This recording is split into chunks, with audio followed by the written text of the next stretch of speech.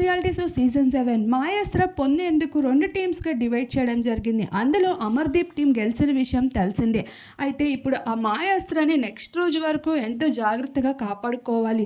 అవతల టీం కావాలంటే దొంగతనం చేసి కూడా తీసుకోవచ్చు. ప్రశాంత్, తేజ, దామిని వీళ్ళ ముగ్గురు డిస్కస్ చేసుకుంటూ ఉంటారు ఆ కీని మనం ఎలా అయినా దొంగలించాలని. మరొక వైపు గౌతమ్, శుభశ్రీ కూడా ఆలోచిస్తారు. ఈ కీతో మనం సాధించలేకపోయాం, కాకపోతే దొంగతనం చేసి మనం తీసుకోవచ్చు.